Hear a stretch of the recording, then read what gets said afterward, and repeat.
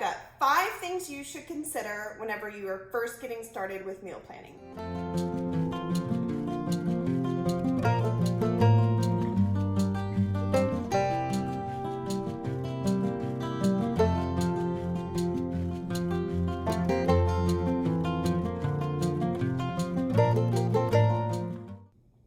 Hi, I'm Riene, and I have been preparing meals and meal planning and doing all the things for my family for like decades now. So I just want to give you a few tips and some things to consider. Number 1 is to basically decide on a system. There are people that use like binders, they've got notebooks, they do it out of their mind every week, or like look through Pinterest, scroll through all the things. Regardless of which way you're doing it, it helps to be consistent so that you have a system.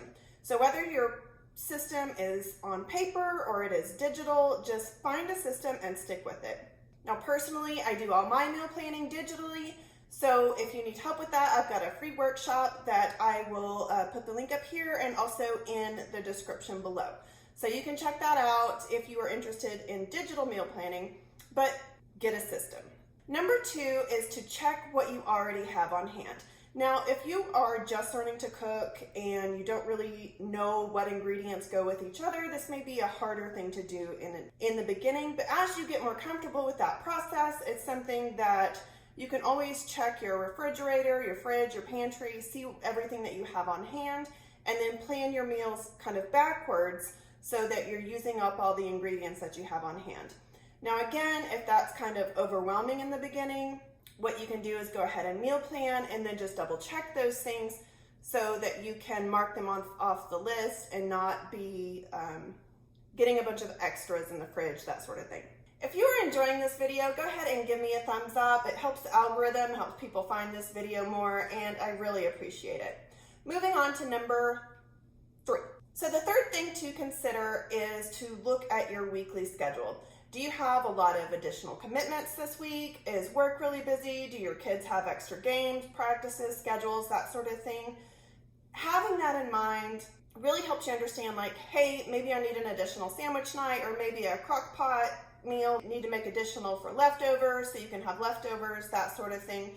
So really just kind of keeping your schedule in mind as you are creating your meal plan. That leads us into number 4, which is to plan your actual meals, not just plan them as a whole for the whole week, but coordinate the days with your schedule. So number 3 was look at the schedule. Number 4 is to plan your meals around that schedule.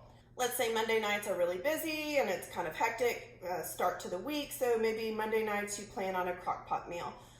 Personally, I like to plan using my fresh produce earlier in the week versus later, because that way it tends to actually get used and not just rot in the refrigerator drawer. So that's just something that I do, and then kind of as the week goes on, we tend to do more of those pantry type, something that the ingredients last a little bit longer. So think about that for your schedule. Think about, kind of what your family is doing on those days and really plan out those days.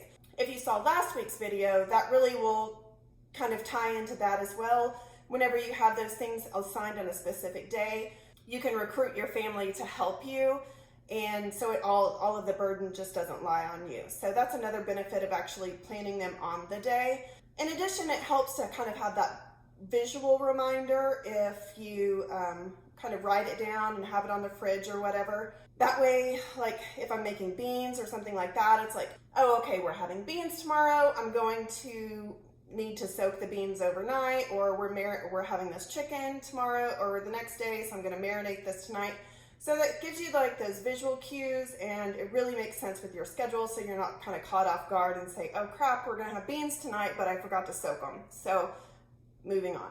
Number 5 is to decide on your grocery day. So depending on how your week flows, how your commitments are, I like to have everything on hand no later than like Sunday morning. That way I can really set myself up for success for the week by prepping any vegetables or preparing anything that I need to kind of in advance. I have found that if you're getting your groceries delivered, that Thursdays are a really good day to order, or order on Thursday for delivery on Friday, because typically the grocery stores are all stocked up for the weekend on Thursday. And so the chances of actually getting what you order, which especially in this day and time is not always a certain, but if you ordered on Thursday for Friday delivery, lots of things are in stock for the weekend versus like going Sunday evening or going to the store Sunday evening or planning for Sunday evening delivery. So this is just a quick tip for getting your groceries. Okay, so that is it. Just 5 quick things to consider whenever you are getting into meal planning. Number 1, get a system. Number 2, use what you already have on hand. Number 3, take a look at your weekly schedule. Number 4, actually plan out your meals on which day makes sense for you and your family. And number 5, get a set day that you do your grocery shopping and that sort of thing so that you can kind of get some systems in place.